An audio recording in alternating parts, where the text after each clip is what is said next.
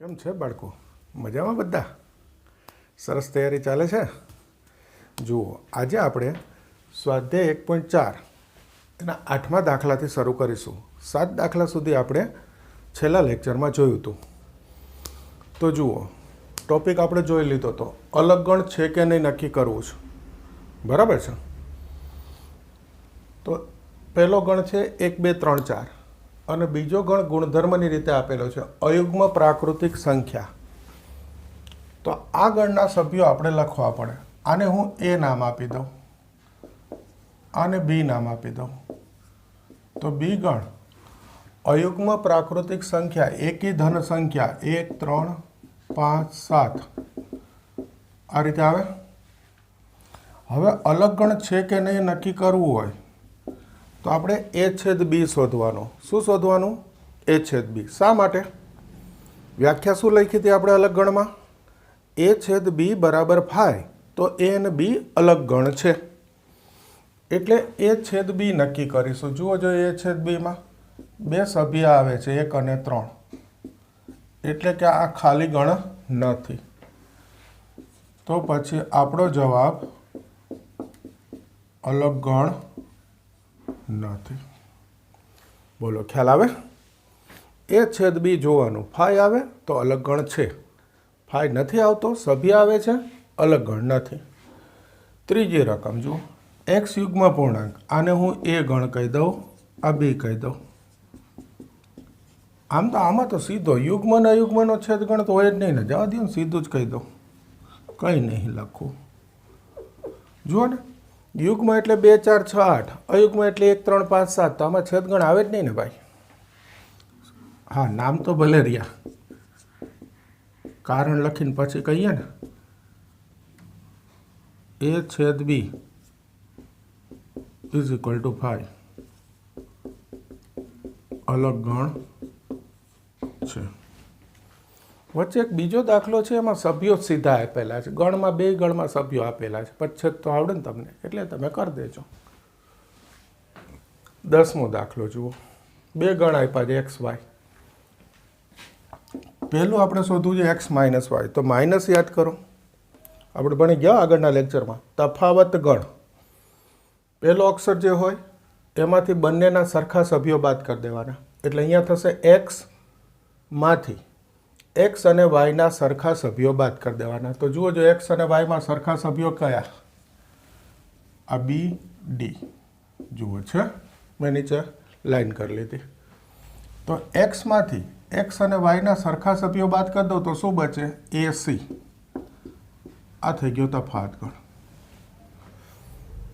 Y minus x, તો ફરી એ જ વાયમાંથી વાય અને એક્સના સરખા, સરખાની નીચે તો લાઈન કરેલી છે બી અને ડી. તો બાકી શું બચે વાયમાં? F G. અને ત્રીજો એક્સ છેદ વાય, તો સરખા સભ્યોનો બી ડી. આપણે લાઈન કરેલી જ છે. ટૂંકમાં સહેલું સહેલું જ છે, કંઈ નથી. 11મું, આર એ વાસ્તવિક સંખ્યાઓનો ગણ અને ક્યુ સમય સંખ્યાઓનો ગણ. તો આર માઇનસ ક્યુ તફાવત ગણ જ છે. આરમાંથી આર અને ક્યુના સરખા સભ્યો બાદ કરી દો એટલે આરમાંથી સમય સંખ્યા બાદ કરી દો તો બચે શું? અસમય સંખ્યાઓનો ગણ, કે જેને આપણે આઈથી દર્શાવતા હતા. શેનાથી દર્શાવતા હતા? આઈથી. હવે જુઓ, આમાં 9 અને 12 નંબરનો દાખલો હજુ છે આ સ્વાધ્યાયમાં, પણ એ સાવ સહેલો છે. 9માં આવું છે આ તફાવત, અને 12 નંબરમાં આ છે અલગ ગણ.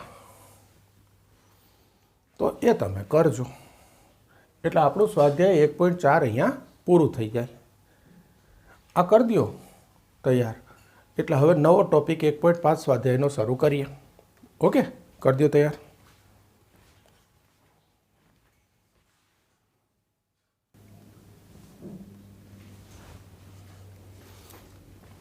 હવે જુઓ, સ્વાધ્યાય 1.4 પૂરું. પણ એક વ્યાખ્યા એવી છે આ તફાવત ગણ જેવી, કે જે ટેક્સ્ટ બુકમાં નથી પણ આ પ્રકરણમાં છે.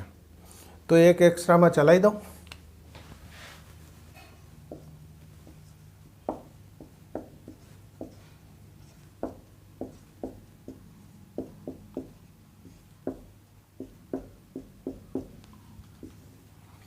સંમિત તફાવત ગણ આ છે ને વ્યાખ્યા ટેક્સ્ટ બુકમાં નથી પણ ગણ પ્રકરણમાં છે, તો ચલાવી દઉં, ક્યાંક ને ક્યાંક કામમાં આવશે.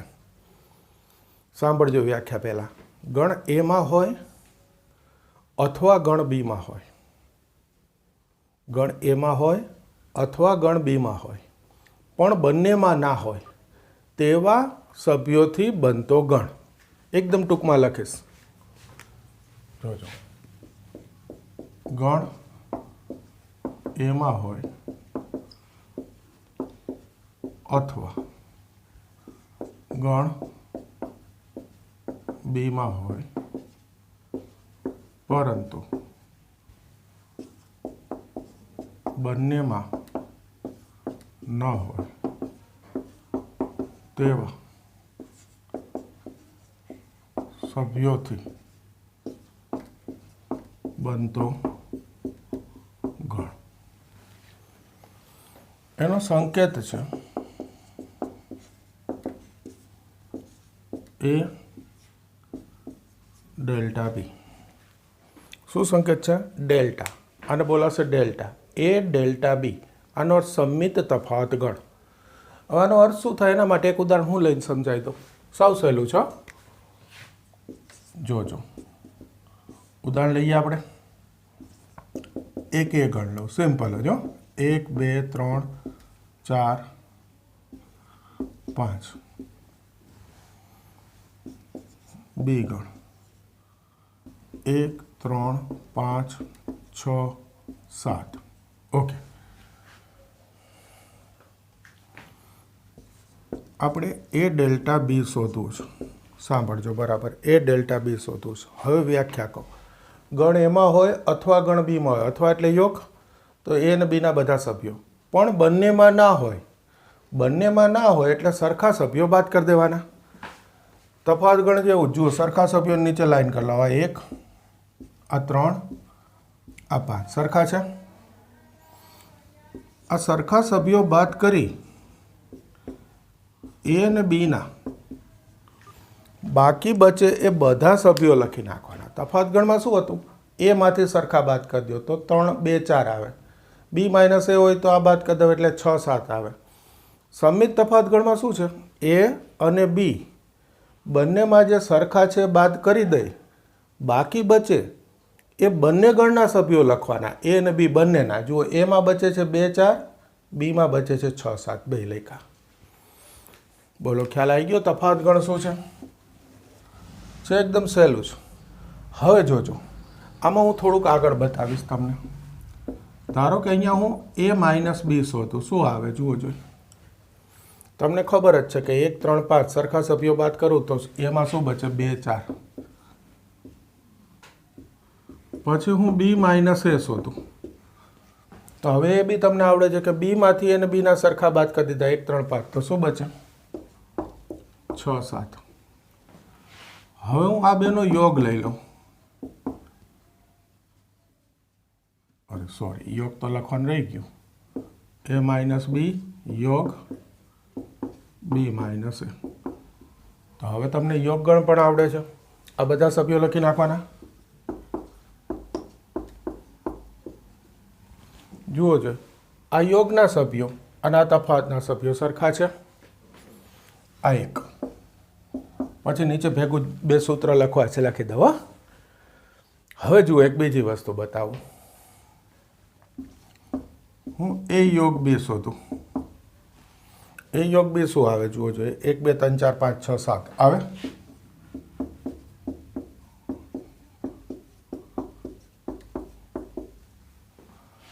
પછી હું એ છેદ બી શોધું. જુઓ જોઈએ શું આવે એ છેદ બી. સરખા સભ્યો નીચે લાઈન કરેલી જ છે 1 3 5. હવે હું એ યોગ બી માઇનસ એ છેદ બી, એટલે આ બેનો તફાવત ગણ શોધું. આ બંનેનો તફાવત ગણ. તો ફરી એ જ અર્થ થાય. એ યોગ બી માંથી એ અને બી એ છેદ બી, એ યોગ બી માંથી એ યોગ બી અને એ છેદ બીના સરખા સભ્યો બાદ. આ પહેલામાંથી બંનેના સરખા બાદ. તો 1 3 5 બાદ કરી દઉં, શું બચે જુઓ જોઈએ. 2 4 6 7 બચે. તો આ સભ્યો બી ફરી આ જ આવે, જોઈ લો. તો આ ત્રણેય સભ્યો સરખા થયા. એના આધારે હું બે સૂત્ર બનાવીશ. જોજો, પહેલું એ ડેલ્ટા બી એ માઇનસ બી યોગ બી માઇનસ એ કહી શકાય. બીજું એ ડેલ્ટા બી બરાબર એ યોગ બી માઇનસ એ છેદ બી. ત્રીજું એ ડેલ્ટા બી આ ક્યાંથી બનાવીશ? તો આપણે એ યોગ બીનું સૂત્ર ભણી ગયા ના, હવે આવશે એ વત્તા બી. એ ચલો ને ત્યારે જ બતાવીશ, હાલ નહીં બતાવું. 1.6 આવશે, ત્યાં બતાવીશ. તો જુઓ જોઈએ, હાલ આ બે સૂત્રો સાબિત થઈ ગયા અને એક નવો શબ્દ આવી ગયો, સંમિત તફાવત ગણ. ફરી એકવાર કહી દઉં, ગણ એમાં હોય અથવા બીમાં હોય પણ બંનેમાં ના હોય. એનો અર્થ શું? તો કે એ અને બી જે બે ગણ છે જેનો આપણે તફાવત ગણ શોધવો છે, સંમિત તફાવત ગણ શોધવો છે, એ બંનેના સરખા સભ્યો બાદ કરી બાકી બચે એ બંને ગણના સભ્યો લખવાના, એ અને બીના. ક્લિયર? સાવ સહેલું છે. આ કરી દો, પછી સ્વાધ્યાય 1.5 શરૂ કરીએ.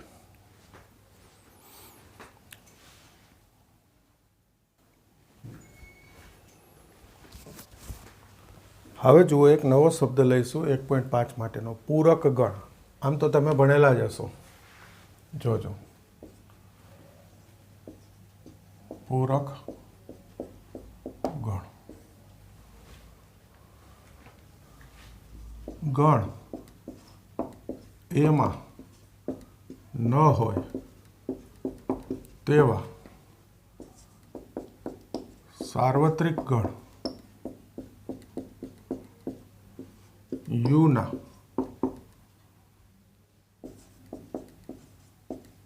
સભ્યોથી બનતો ગણ. ગણ એમાં ના હોય તેવા સાર્વત્રિક ગણ યુના સભ્યોથી બનતો ગણ. આનો અર્થ શું થાય? પહેલા સંકેત લખી નાખીએ. સંકેત છે એ ડેશ. આને આપણે ગણિતમાં લખી દો તો કે સભ્ય x does not belongs to A અને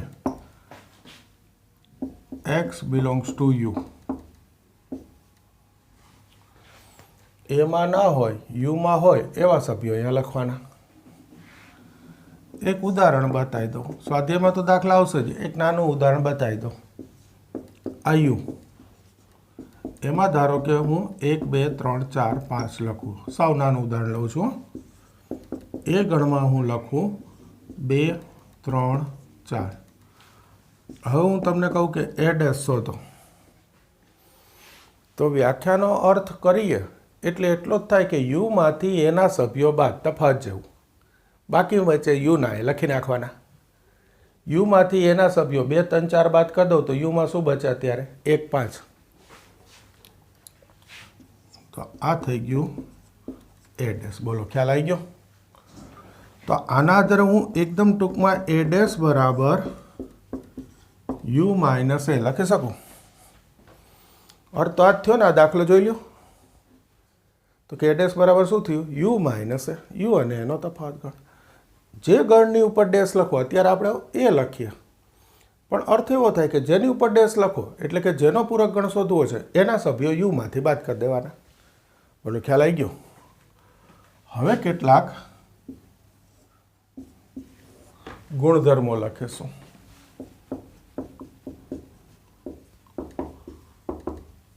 પૂરક ગણના. પહેલો, એ ડેશ નો ડેશ તો કે એ થાય. બીજો, એ યોગ એ ડેશ કરું તો યુ થઈ જાય. જોઈ લો અહીંયા બંને. એ ડેશ નો ડેશ કરવું હોય તો યુમાંથી આ એ ડેશના સભ્યો 1 5 બાદ કરવું એટલે 2 3 4 એ આવી ગયો. આ બેનો યોગ કરો 1 2 3 4 5 યુ આવી ગયો. ત્રીજો, એ છેદ એ ડેશ તો ખાલી ગણ જોઈ લો, એક પણ સભ્ય સરખો ના હોય. ઓકે. ચોથું, ફાઈનો ડેશ તો યુ થાય. આ એક માર્કના એમસીક્યુમાં ક્યાંક પૂછી શકાય, એમસીક્યુ એસક્યુમાં ઘણીવાર પૂછાય છે. ફાઈ એટલે ખાલી ગણ, એનો ડેશ એટલે ખાલી ગણના સભ્યો યુમાંથી બાદ કરવાના. તો યુમાંથી શું બાદ થાય? કશું જ બાદ ના થાય, યુ આવે. 5, યુનો ડેશ કરું તો યુમાંથી યુના સભ્યો બાદ કરી દઉં, આમાંથી 1 2 3 4 5 બાદ કરી દઉં તો શું બચે? ખાલી ગણ. બોલો, ખ્યાલ આવે છે? ક્લિયર? હજુ આના આધારે બે દ મોર્ગનના નિયમ છે, પૂરક ગણના આધારે છે. પણ પહેલાં આટલું જોઈ લો, પછી એ લખું છું.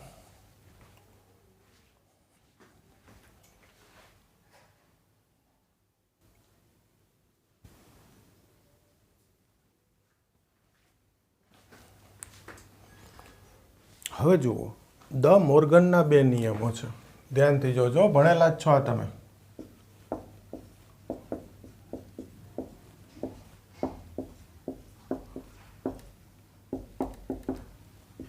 દ મોર્ગનના નિયમો. પહેલું, એ યોગ બી નો ડેશ તો એ ડેશ છેદ બી ડેશ. અને બીજું, એ છેદ બી નો ડેશ તો એ ડેશ યોગ બી ડેશ. ભણેલા છો? યાદ એ હશે. ગોખી નાખ્યું, એ યોગ બી નો ડેશ તો કે એ ડેશ છેદ બી ડેશ, એ છેદ બી નો ડેશ તો કે એ ડેશ યોગ બી ડેશ.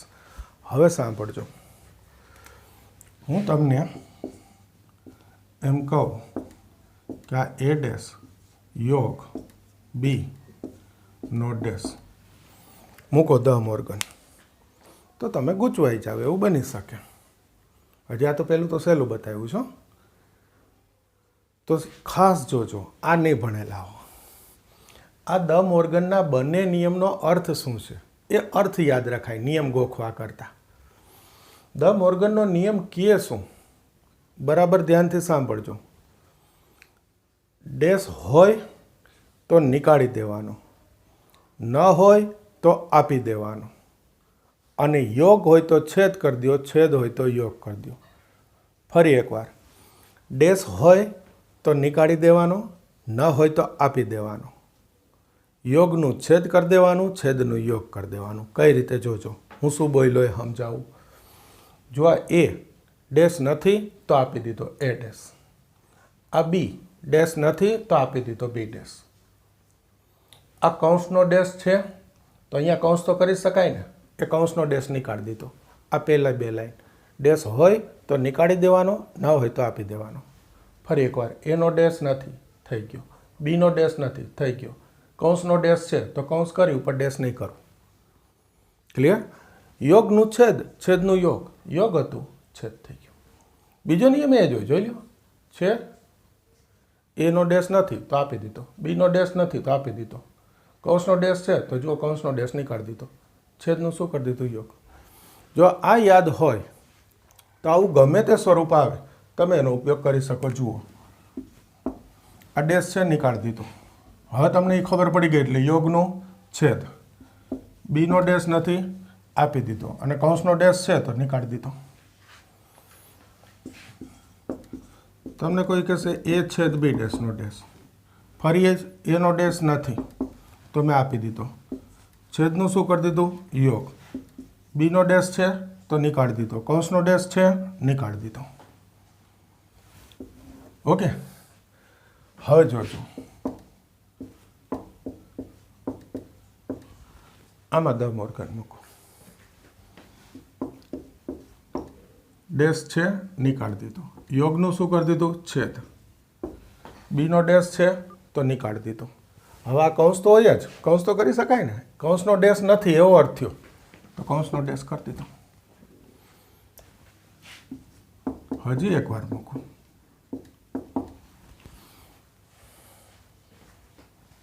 એનો ડેશ છે, નીકાળી દીધો, છેદનું શું કરી દીધું? યોગ. બીનો ડેશ છે તો નીકાળી દીધો, કૌંસ છે, એનો ડેશ નથી તો કરી દીધો. આ બે નિયમ ઊંધા લખ્યા. ઓકે,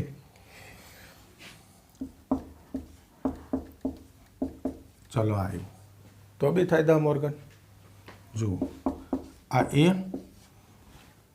ડેશ છે નીકાળી દીધો, છેદનું શું કરી દીધું યોગ, બીનો ડેશ નથી તો આપી દીધો, કૌંસનો ડેશ નથી કરી દીધો.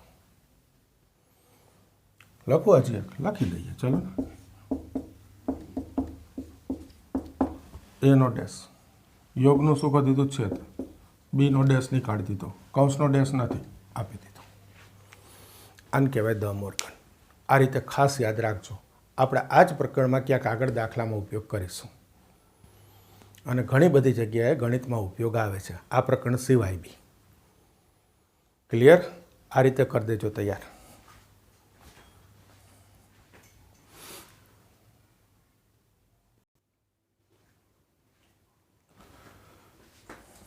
હવે જુઓ સ્વાધ્યાય 1.5 શરૂ કરીશું.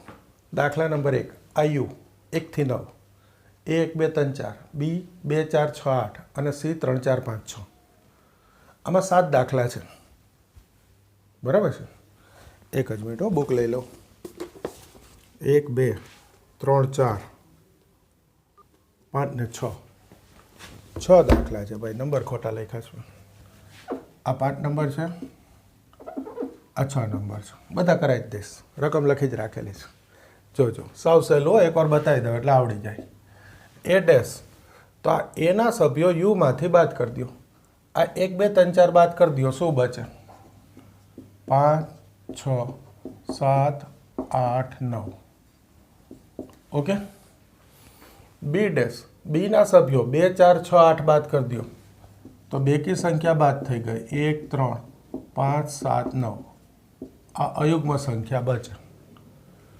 હવે જે છે એ યોગ સી નો ડેશ શોધવો છે, તો પહેલાં એ યોગ સી શોધવાનું. શું શોધવાનું? એ યોગ સી. યોગ ગણતા આવડે છે ને? 1 2 3 4 5 6. એ અને સીના બધા સભ્યો એકવાર લખી નાખ્યા, પછી મળે એ યોગ સી નો ડેશ. એ યોગ સી નો ડેશ, તો આ એ યોગ સી જેની ઉપર ડેશ લખું ને એના સભ્યો યુમાંથી બાદ, તો આ એ યોગ સી 1 થી 6 એ બાદ કરી દઉં તો શું બચે? 7 8 9. એ જ રીતે એ યોગ બી નો ડેશ છે, તો પહેલાં એ યોગ બી શોધાય. એ અને બી નો યોગ 1 2 3 4. એના સભ્યો આવી ગયા, બીના 2 4 એ આવી ગયા છે, 6 8. હવે એનો ડેશ,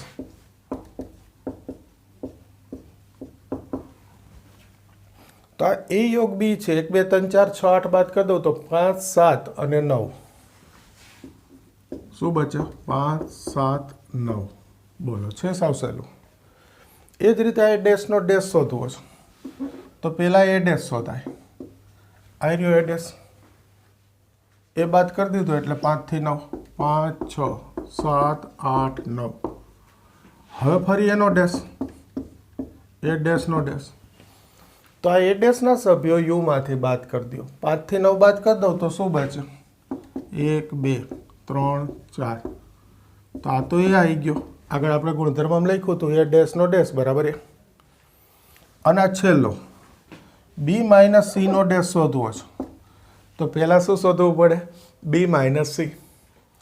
બી માઇનસ સી, તો બીમાંથી બી અને સીના સરખા સભ્યો બાદ. સરખા ક્યાં છે? જુઓ જોઈએ, 4 છે, પછી 6 છે, તો 4 અને 6 બીમાંથી બાદ કરી દઉં, શું બચે? બીમાં 2 8 રહેશે. હવે એનો ડેશ કરીએ, બી માઇનસ સી નો ડેશ, તો યુમાંથી 2 અને 8 બાદ કરી દો. બી માઇનસ સીના સભ્યો 2 8 બાદ કરી દો, તો 1 3 4 5 6 7 8 બાદ થઈ ગયા 9.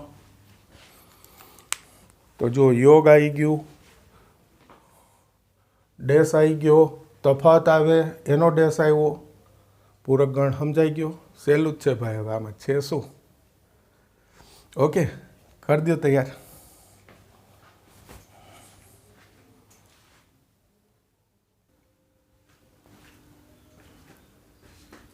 હવે જોજો ત્રીજો દાખલો, પ્રાકૃતિક સંખ્યાઓના ગણને સાર્વત્રિક ગણ તરીકે લઈ નીચે આપેલ ગણના પૂરક ગણ શોધો. ટૂંકમાં સાર્વત્રિક ગણ યુ એટલે પ્રાકૃતિક સંખ્યા ગણ n લેવાનો છે. યુ બરાબર શું છે? n. હવે જુઓ, મેં અમુક રકમ લખી છે. ત્રીજો, x એ 3નો ધન ગુણિત છે. આનો પૂરક ગણ શોધવો હોય મારે, એટલે 3નો ધન ગુણિત યુમાંથી બાદ કરી દેવાનો. યુ એટલે n. nમાંથી 3નો ધન ગુણિત બાદ કરી દઉં તો શું બચે?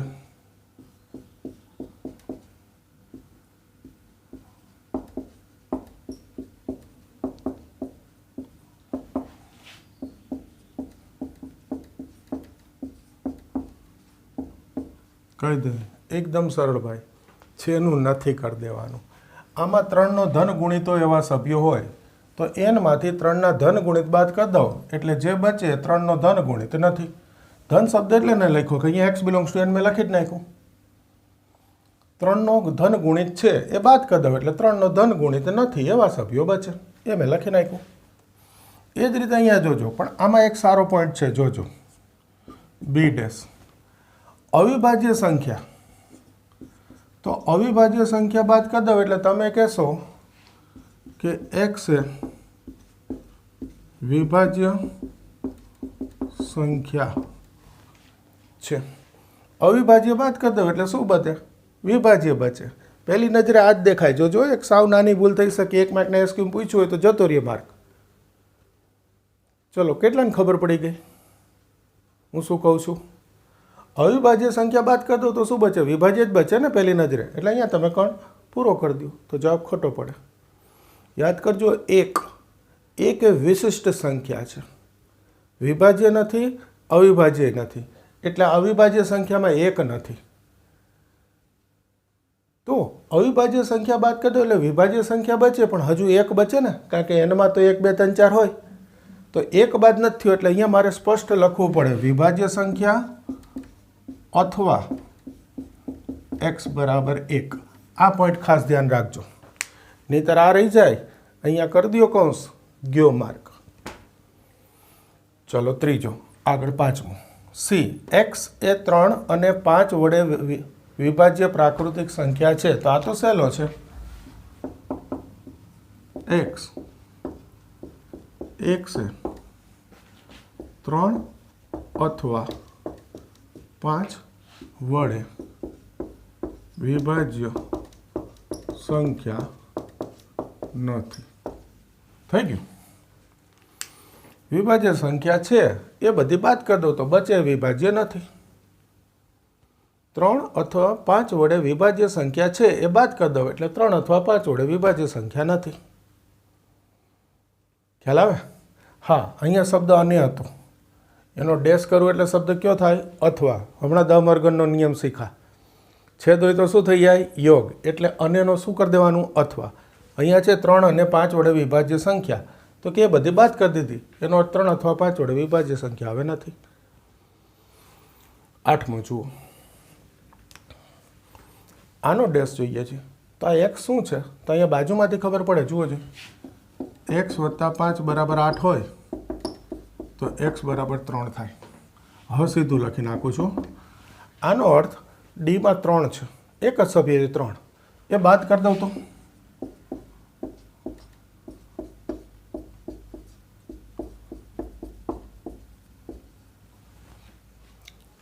એક 3 બાદ થાય એનમાંથી. તો કે એન ગણના બધા સભ્યો આવશે, એક નહીં આવે. કયો? 3. એટલે બાજુમાં લખી દીધું x is not equal to 3. 3 સિવાયના એન ગણના બધા સભ્યો. કોઈ કે સર અહીંયા અમે આવું લખ્યું હોય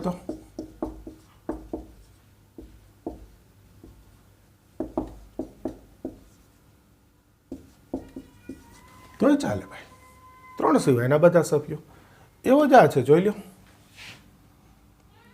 આ 2x વત્તા 5 બરાબર 9.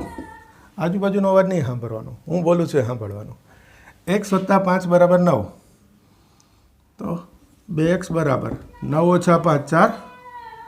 અહીંયા બાજુમાં લખી દો, જગ્યા ઓછી છે. x બરાબર કેટલા થઈ ગયા? 2.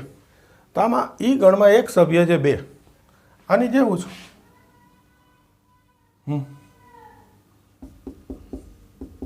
કે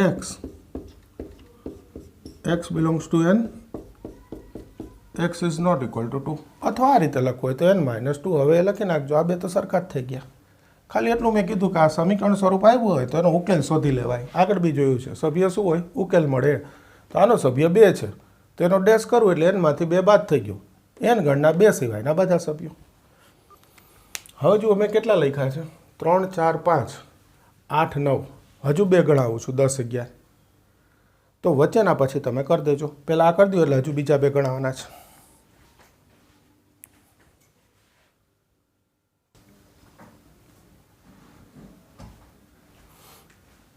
હવે જુઓ 10મો, x greater than or equal to 7. તો 7 અથવા 7થી મોટી સંખ્યા છે અહીંયા. આ 7 અથવા 7થી મોટી સંખ્યા એનમાંથી બાદ કરી દો તો શું બચે? 1, 2, 3, 4, 5, 6. એટલે આ f છે એ કોઈ અહીંયા લખી નાખીએ 1, 2, 3, 4, 5, 6 ડેશ એફનું તોય ચાલે. પણ રકમ ગુણધર્મની રીતમાં છે એટલે જવાબ આપણે ગુણધર્મમાં લખીશું. તો ખરેખર આ લખીશું x જ્યાં x લેસ ધેન 7. 1, 2, 3, 4, 5, 6 એટલે 7થી નાની સંખ્યા અને ઉપર n છે એ તો છે જ. અચ્છા હતા અહીંયા બાજુમાં લખવું હોય તો લખી દેવાય x બિલોંગ્સ ટુ n. બોલો ખ્યાલ આવે? આ લખજો જવાબ. આ મેં સમજાયું ખાલી.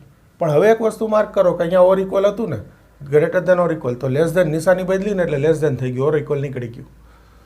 શું કામ એ બતાવું અહીંયા? આ જુઓ 11મો જી x belongs to n, 2x વત્તા 1 બરાબર 10. તો પહેલું 2x વત્તા 1 ગ્રેટર ધેન 10. તો 2x ગ્રેટર ધેન 10 ઓછા 1 9. તો x ગ્રેટર ધેન શું થઈ ગયું? 9/2 થઈ ગયું. 9/2 મોટી સંખ્યા આમાં છે. 9/2 એટલે 4.5. 4.5થી મોટી સંખ્યા એટલે 5, 6, 7, 8, 9, 10 બધી છે. એ બાદ કરી દઉં તો જી ડેશ 9/2 મોટી એટલે 5, 6, 7, 8 ધન પૂર્ણાંક બધા x બિલોંગ્સ ટુ n લખેલું જ છે. 5, 6, 7, 8, 9, 10 બાદ કરી દઉં તો શું બચે? 1, 2, 3, 4 બચે. પણ જવાબ આ નહીં લખીએ, જવાબ આ લખીશું. આપણને ખબર પડી ગઈ 1 થી 4 છે તો જવાબ પાછો રકમના સ્વરૂપમાં ગુણધર્મની રીતે x બિલોંગ્સ ટુ n. આ શું કહેવાય? x less than or equal to 4 કહેવાય. અથવા સીધું કોઈ આનું બદલી દે. હજી એક લખાયો